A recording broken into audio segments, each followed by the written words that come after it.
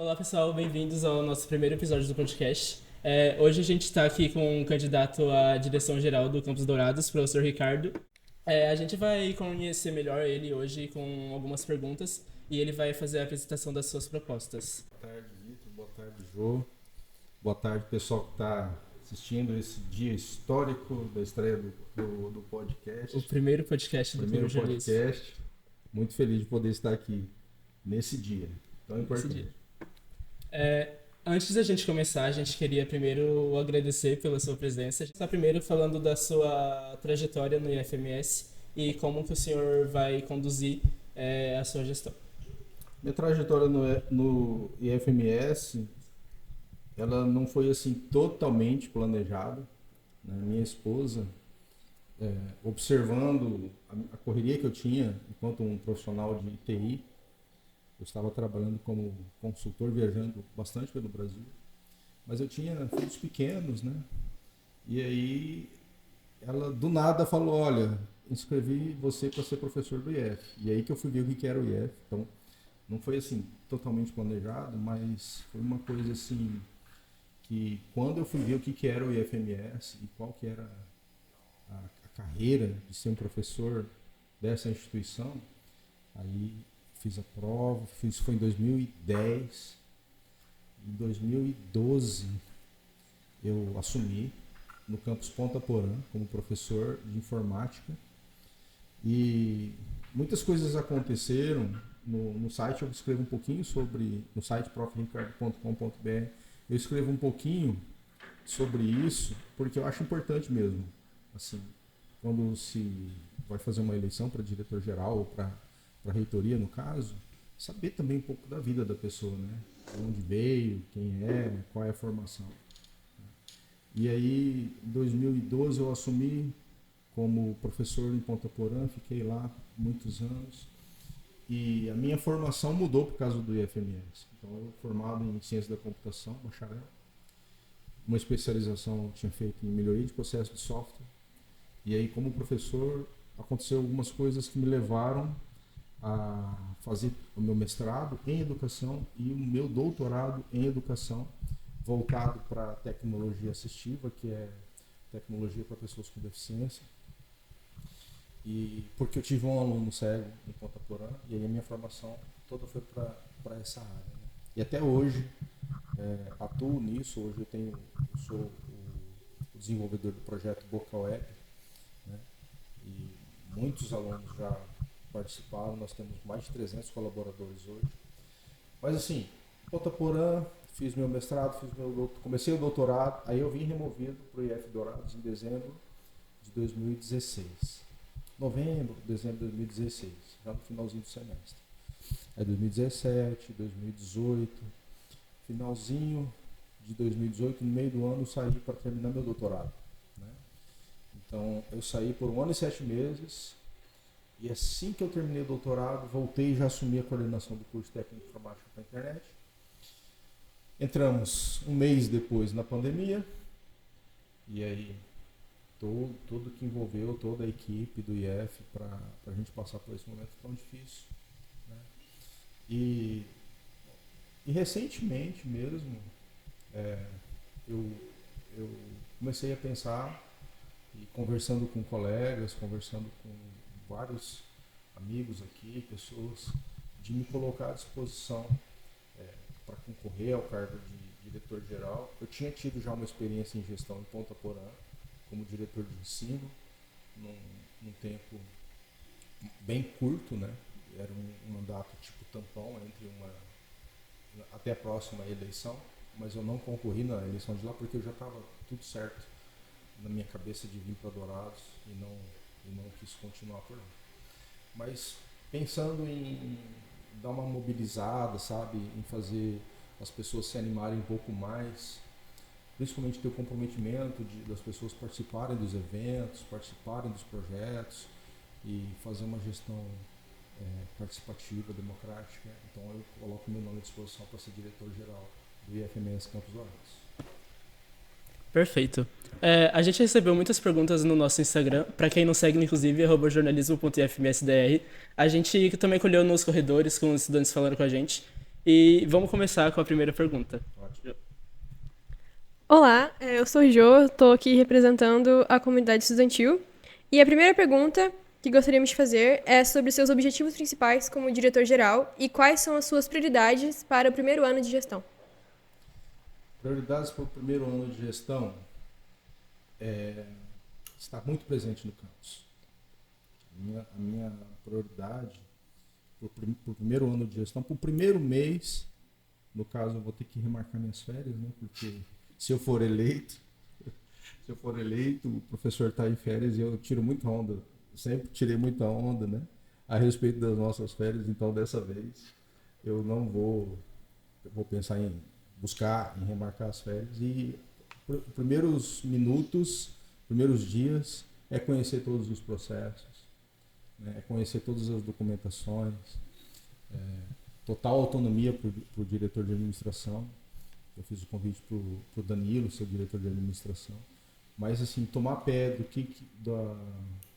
das responsabilidades do diretor-geral. Tem muitas responsabilidades, sim, em termos de autorização de pagamentos. Então, toda a parte burocrática, eu quero me inteirar no começo para que, quando começarem as aulas, poder me empenhar bastante na questão do ensino também. Tá? E a prioridade, gente, é agregar, sabe? A primeira prioridade é agregar, é a gente estar todo mundo junto, tirar essa coisa de grupo, sabe? Isso é um processo natural dentro de uma eleição, dentro de uma campanha. Então você tem grupo de apoiadores para cá, grupo de apoiadores para lá, mas a prioridade vai ser agregar, tá?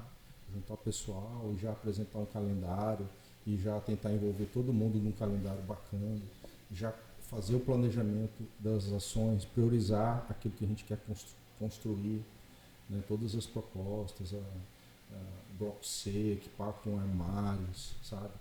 As salas para os clubes, e tudo que a gente está propondo, já começar a ver como conseguir recursos para as melhorias de infraestrutura que são propostas.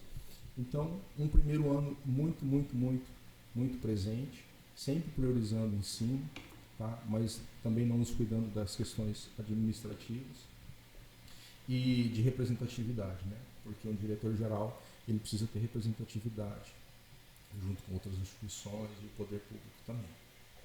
Então, dentro da tua fala, tu falou algumas coisas que estão dentro do plano de propostas, né? Aí eu pergunto quais seriam as propostas que vão ser implementadas primeiro, assim. Tem alguma ideia já? As prioridades, elas vão ser discutidas no grupo, né? Porque assim, eu não posso chegar, se eu chegar para você agora e falar, primeiro nós vamos fazer isso, depois nós vamos fazer isso, depois nós vamos fazer isso, eu já vou estar indo contra o princípio dessa gestão, da proposta, que é democrática e participativa. Então, o que nós vamos fazer, quais são as prioridades, e tem uma coisa que já está se discutindo muito, que é a distribuição de espaços, né? Então, o IF Dourados ele sempre foi muito carente de espaços. Esse próprio espaço que nós estamos aqui é um espaço conquistado, né? Nós estamos aqui no IF Maker, isso aqui era um depósito, um negócio adaptado e virou referência. Hoje o IF Maker é referência, mas é só a título de exemplo, né? Que hoje, assim como o IF Maker, a gente tem, por exemplo, outros espaços que são adaptados. Então, há uma carência de espaços adequados, né? Então, por exemplo, com a efetivação do bloco C, como que será essa distribuição? Isso já é um processo que vai precisar de discussão, né? Na verdade, esse processo já começa antes mesmo do próximo diretor-geral, né? Porque essa discussão já vai ser feita ainda na gestão do professor Carlos Vinícius. Acredito que nós teremos um período de transição aí que vai ter sim a participação. Mas só para vocês terem uma ideia, que eu não posso aqui já começar a priorizar, vai ser isso, porque eu já vou estar contra os princípios da nossa campanha, da nossa proposta. Certo. Então, passando para a próxima, a gente também recebeu bastante coisa em relação a políticas de casos de assédio contra estudantes dentro do campus. E aí, como que tu pretende lidar com essa questão? Política de assédio contra Estudantes, né? estudantes. As vítimas sendo os estudantes do campus. Sendo os estudantes do campus. Então, existe uma política de assédio dentro da nossa instituição, né? Existem os caminhos, o que a gente precisa fazer. Fazer uma orientação melhor, fazer um acolhimento melhor, porque no caso de assédio, e assim como outros casos, eles têm que ser tratados de maneira bastante adequada. E não são todos que estão preparados, capacitados para fazer isso. Então a nossa instituição, ela fez todo um trabalho de desenhar. Então ninguém pode falar, eu não sei o que fazer. Então eu não sei como tratar. Então isso a gente não pode mais ter esse tipo de argumento. Aconteceu um caso de assédio. Ninguém pode alegar desconhecimento, porque a informação é pública. Então, existem os caminhos corretos para acolhimento, para tratativas, entendeu? Então, a gente precisa, na verdade, ter acesso a essa informação. E por ser uma instituição, e a FMS é uma instituição dividida em vários campos, incluindo reitoria. Então, um caso de assédio, aconteça onde acontecer, ele tem que ter o mesmo tratamento. Então, nós precisamos de possibilitar acesso à informação a todas as pessoas, não somente estudantes, mas principalmente estudantes, porque a pergunta é, casos de assédio contra estudantes também podem ocorrer casos de assédio contra servidores também, né? E entra na mesma política. Tá? Então, primeira coisa é acesso à informação, tá? Do passo a passo. O que eu tenho que fazer? Quem que vai me acolher dentro da instituição? Isso tem que estar muito conhecido por todos, né? Para não ficar um estudante perdido, sem saber com quem falar, e também para nenhum servidor não poder dizer que não sabe o que fazer. Certo. A nossa terceira pergunta é sobre os períodos integrais, que são as aulas no contraturno. O pessoal está muito curioso se na sua gestão você pretende retornar com isso, que teve no ano passado, inclusive no primeiro semestre. E a gente queria saber qual que é a sua posição sobre isso. Eu estou percebendo que o pessoal está muito curioso sobre isso, mas eu também estou muito curioso. Eu também estou muito curioso para saber o que o pessoal está achando sobre isso. Entendeu? Então, a gente também está muito curioso. A gente precisa resolver essas curiosidades. O que o Conselho Nacional de Educação permite e tudo que a gente faz com base nos órgãos, né? No MEC, na CETEC, no Conselho Nacional de Educação. O Conselho Nacional de Educação permite que parte da carga horária seja ministrada de maneira não presencial. Ele permite, ele não obriga. Desde que isso seja previsto nos projetos pedagógicos dos cursos. Então, os nossos projetos pedagógicos hoje permitem. Isso não significa que nós somos obrigados a fazer, mas nós podemos fazer. E quando foi se implantar, os argumentos foram apresentados. Olha, gente, quais são as vantagens? As vantagens são essas. Por exemplo, estudantes que têm que ficar aqui no contraturno, que vêm de outros municípios, a instituição não fornece a alimentação de almoço, então era um problema também, o pessoal não com dificuldade para se alimentar, para ficar. Também problemas em relação à disciplina, tá? Então os assistentes de alunos ficavam loucos aqui, com um monte de gente, sem atividade. Então, vários argumentos foram colocados, houve discussões para ser implantado e implantamos. Mas agora, creio, até pela sua fala, e também pelo que alguns professores estão relatando, que a gente precisa reavaliar, para então decidir se continuamos, se melhoramos alguns pontos que talvez estejam falhos, talvez analisar aspectos pedagógicos, né, de cumprimento de ementa, de saberes que estão sendo ministrados de maneira não presencial, que talvez presencial poderia ter sido melhor, acho que esse é o ponto, um dos pontos, e aí fazer a decisão. Tá? Então é necessário o envolvimento da equipe pedagógica, é necessário o envolvimento dos coordenadores de curso, é necessário o envolvimento de todos os docentes e também dos representantes dos alunos. Tá? Então, o Grêmio Estudantil, líderes de sala, vamos colher informação, vamos fazer análise e vamos colocar na mesa. E aí a gente toma a decisão. Perfeito. Então, caso retorne esse sistema de contraturno, como o senhor pensa que pode ser implementada uma área de descanso para os estudantes? Porque a gente sabe que a maioria vem de fora e precisa ficar o tempo todo aqui durante o contraturno para participar das aulas, período de almoço, descanso. Como que o senhor vai fazer isso? Olha, vocês são guerreiros, né? Vocês são guerreiros. E eu vejo o pessoal deitado nas escadas, dormindo em cada posição que a gente, né, até duvida que seja possível. E, e é. Mas até hoje, sabe? Não é porque não tem aula de contraturno que ainda assim existem estudantes que ficam por causa das PS, por causa dos projetos, por causa dos clubes e por causa das DPs. Né? Uma coisa importante, voltando ao assunto, é que melhorou a possibilidade de você pagar dependência, né? Com as aulas concentradas. Então ficou mais opção para o pessoal que precisa pagar dependência. Uma área de descanso já é uma reivindicação que nós estamos já recebendo, né?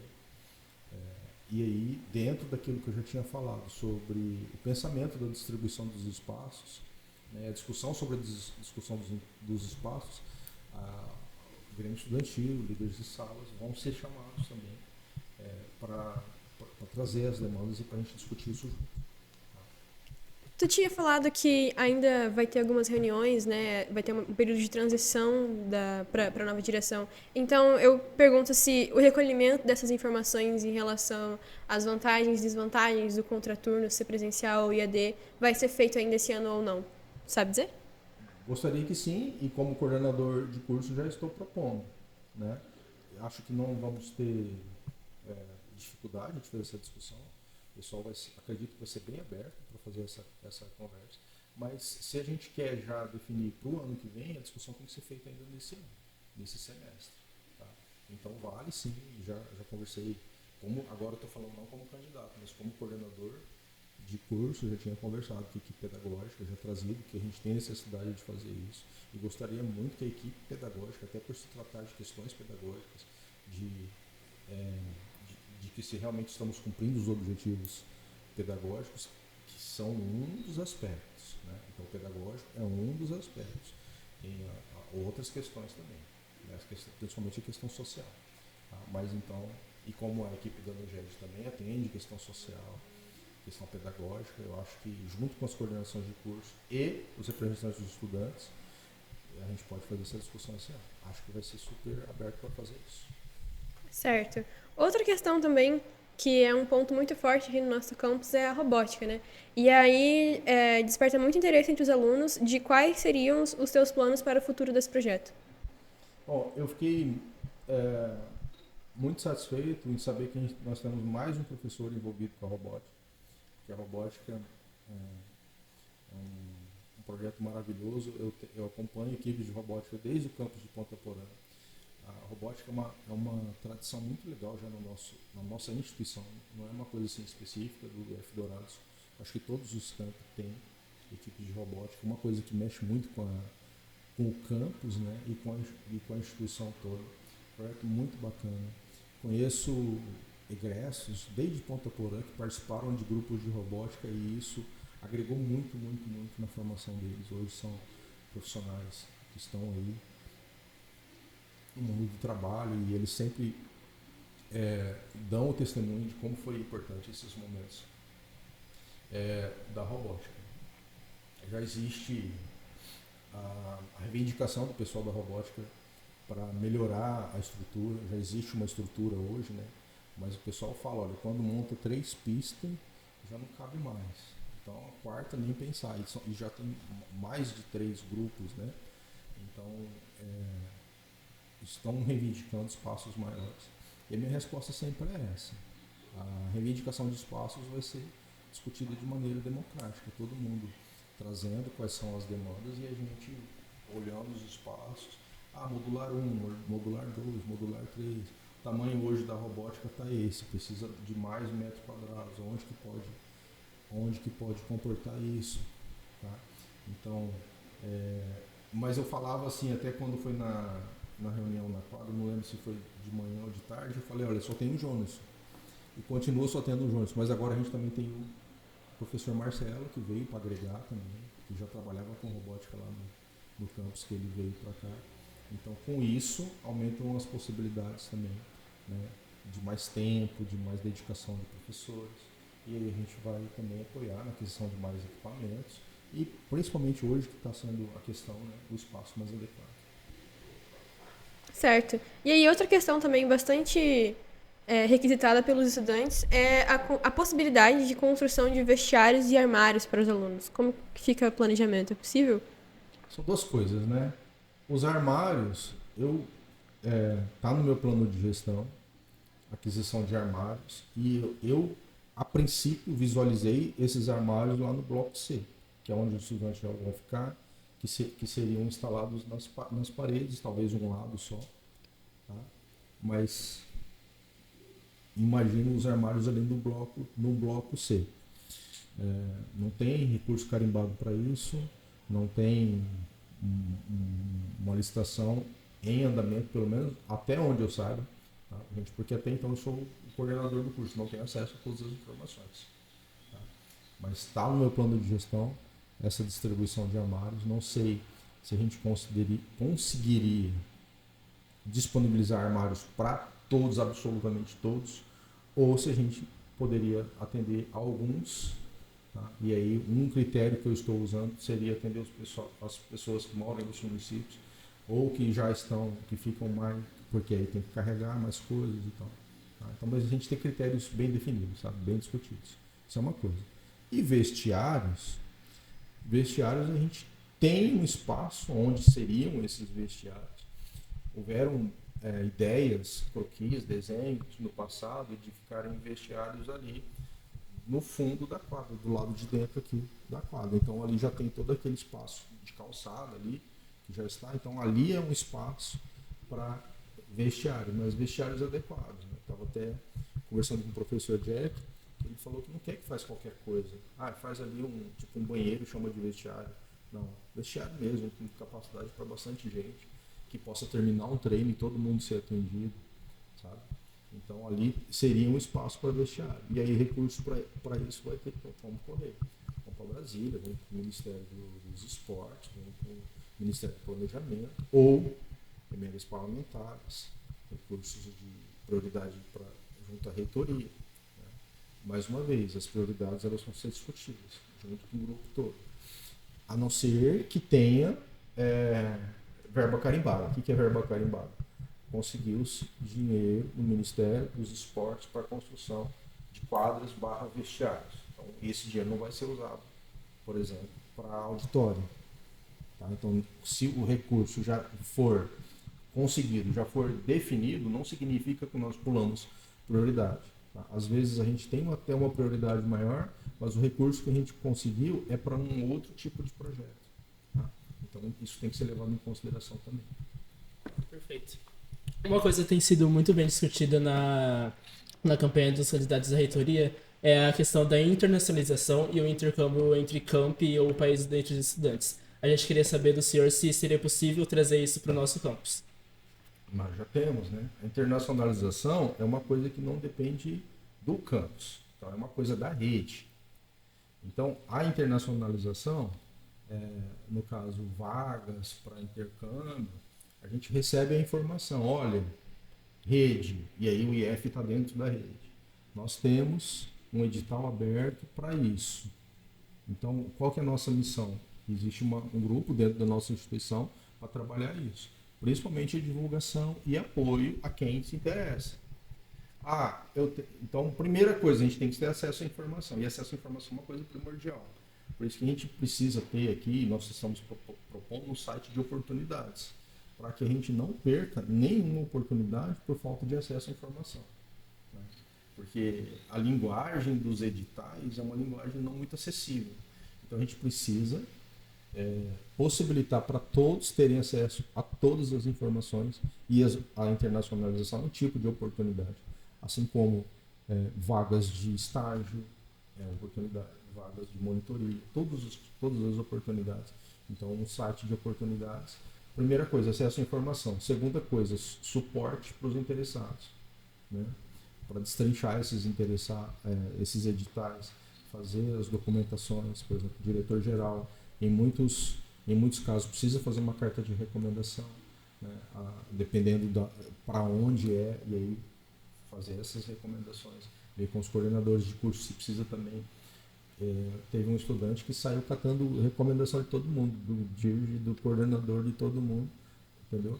E também, essa é a internacionalização institucional. Mas os intercâmbios, eles podem partir também do próprio estudante ter acesso a alguma informação que não chegou ou que não é institucional, e ainda assim a instituição, o campus, dá o suporte para esse estudante. Então, qualquer estudante também pode ter acesso à universidade tal ou um programa de intercâmbio tal. Eu quero me inscrever. Não é que veio, ele que achou. Tá? Então, nós vamos dar o suporte e dar o apoio para esse estudante também. Tá? E dentro da internacionalização também tem o Centro de Idiomas. Tá? Também é um projeto, é um processo que funciona dentro da internacionalização. Certinho.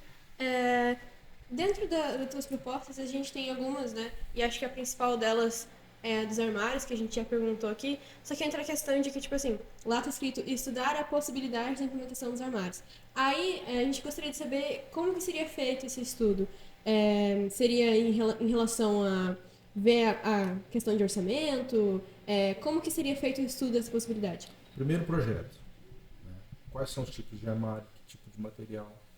Ver qual é a área de espaço que cabe e a gente vai saber. Nós não fizemos essa conta ainda. Quantos armários cabem? Eu não sei. Não foi feito isso ainda.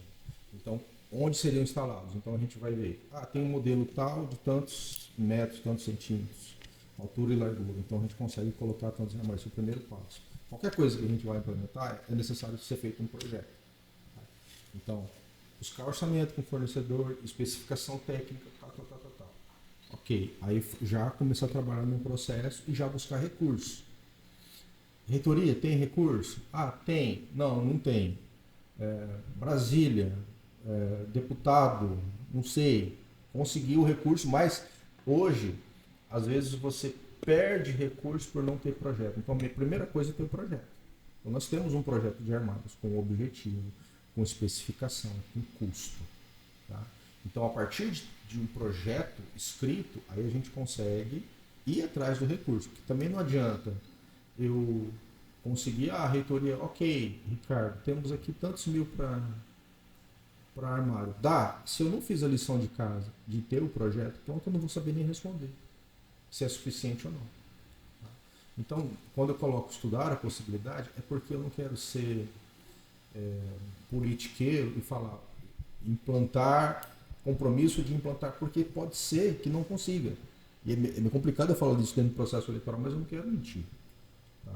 Pode ser que a gente realmente já tenha um recurso, tenha tudo, e daqui a pouco aparece alguma emergência de uma goteira, de alguma coisa emergencial que a gente precisa resolver, alguma parede, alguma coisa, e não executa. Tá? Mas assim, o que eu me comprometo é de ter o projeto pronto, e com o projeto pronto, já ir para cima. Já falar com todas as instâncias, sempre começando na nossa reitoria, porque a gente não tem recurso próprio, né? Começando por lá, vendo que recurso que nós vamos ter com o orçamento que é designado para cada campus. Existe método, né, para dizer qual é o orçamento de cada campus. Então a gente tem um bolo e esse bolo é dividido entre os campos. Tá? E aí a gente vê, se não for via orçamento, de que maneira será. Mas a primeira coisa é já ter o projeto. Tá? Qualquer coisa. Quando se começou a falar de catraca eletrônica, a primeira coisa foi o projeto. Qual que é o equipamento, qual a especificação, onde que vai ficar. Você não fala, não fala de implantar alguma coisa se você não tiver um projeto. Então a primeira coisa é desenvolver o projeto. Certo, então. Bom, a gente agradece pela entrevista, pelo tempo. Já. Então, muito obrigada, né, por compartilhar as questões e responder nossas dúvidas. Então, a gente direciona para a finalização e aí dá esse espaço para te dar as tuas considerações finais para os nossos queridos ouvintes. Isso, queridos ouvintes. Bom, meus queridos ouvintes,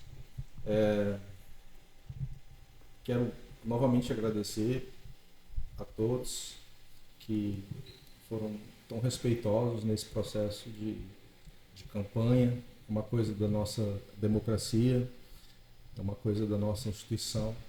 Então agradecer mesmo pela participação, pela paciência, né? Que às vezes, poxa, de novo, campanha. Então agradecer mesmo e dizer para todos que assim, terça-feira, dia 5, termina a campanha. Dia 6 é o dia da eleição e depois a gente vira a chave. Tá? Então o que era disputa acabou e nós vamos trabalhar juntos. A gente tem aí pela frente uma semana de ciência e tecnologia. A gente tem processo de seleção. A gente vai precisar do envolvimento de todo mundo para ajudar a divulgar nosso campo, processo de seleção. A gente vai precisar de todo mundo junto para fazer uma grande feira. A gente vai precisar de todo mundo para fazer uma grande um festival de arte e cultura que vem aí. Tá? Então, acabou a campanha? Acabou. E aí, quem estava em lados opostos, vai todo mundo junto mesmo, porque o trabalho tem que ser com todo mundo junto. Tá? Então, juntos nas comissões, juntos nos grupos de trabalho e que a gente vire a chave. E eu não posso deixar de pedir no dia 6, vote Ricardo Nascimento. Perfeito. Primeiramente, eu gostaria de agradecer a audiência de todo mundo e pedir para vocês sigam as nossas redes sociais. E é isso. Até a próxima e nos vemos no próximo podcast do Clube de Jornalismo.